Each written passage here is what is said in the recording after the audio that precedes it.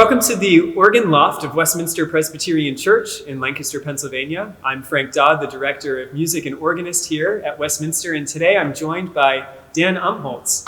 Dan is a representative from Walker Technical. He's here on site today. This is phase 3, third and final phase of our organ project, where Dan is here to voice the digital samples of our organ. We'll tell you a little bit more about what that entails, but first, Dan, welcome. Wondering if you can just tell us a little bit about your background with organ playing and organ voicing. If we go back far enough, I can dig up photographs of myself on the organ bench in diapers. Well, it's really terrific that such a young guy is already in the trade of voicing digital organs. How did you get into this? On top of playing the organ for basically all of my life, in addition to piano and a few other instruments, I've been around it all my life. And my father's an organist, and I grew up crawling in the pipe chambers and just fascinated by it and always listening. And sure enough, all those years of preparation like that got me to this point anyway. Yeah, it's neat because for those of you who tuned into phase 2 of the project, where we had voicers actually physically manipulating the pipes back in the organ chamber, what you're going to see today with Dan is that he does not come with a whole tool bag, but just really one big tool. What's the main tool that you use to voice the organ? Laptop computer. And what kind of controls do you have through the laptop to control the digital samples, the pre-recorded sounds? What do you do with the laptop? That's a tough question. Basically everything. If we really want to, we can manipulate something to the point that it doesn't even sound like what it originally started as, which we don't do, but we have that capability. We can control the speed of the speech of the pipe, the type of the speech of the pipe, the intensity, the brilliance, the fundamental. There's a few dozen different parameters per note outside of setting up the audio system that we are able to control. Yeah, it can be a very complicated and time-consuming ordeal. In this case, I think this is the second day I've been here, and we're still only about 2/3 the way to the instrument. So it's something that you really can't rush it. You have to take your time with it, and as soon as you think you're done, you're usually not, because you go back and you listen again, and you find something that could be better or just manipulated differently.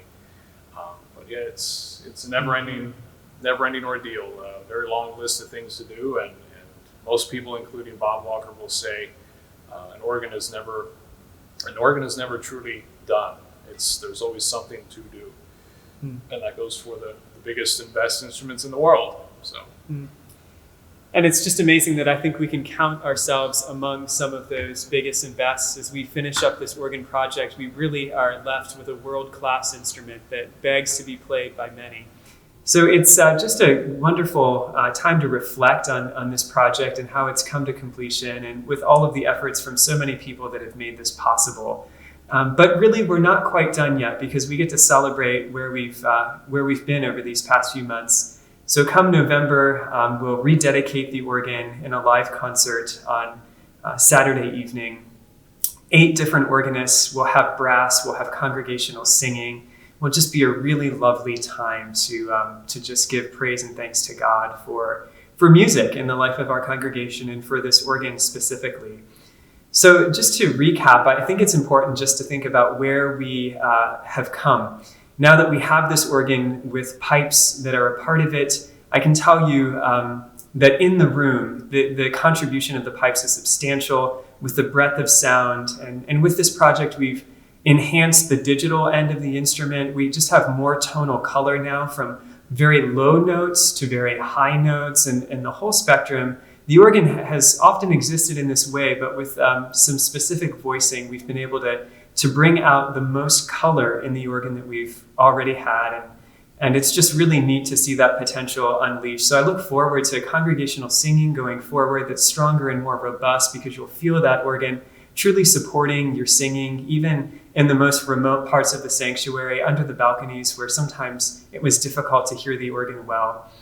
And just also the ability to play organ repertoire and solos and to lead other service music, accompanying the choir with just more control over the organ and more expressive control and difference in volume and tonal color.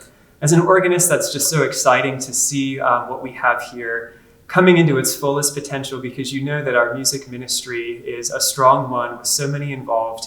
And really, as we pursue excellence in music, it's to God's glory. That's our aim. It always has been. And now I truly believe that we have an organ that allows us to come into our full potential of music making here. So very exciting. Just want to say thanks to so many who've been involved behind the scenes in making this all possible. And truly we say, Soli Deo Gloria, to God alone be the glory.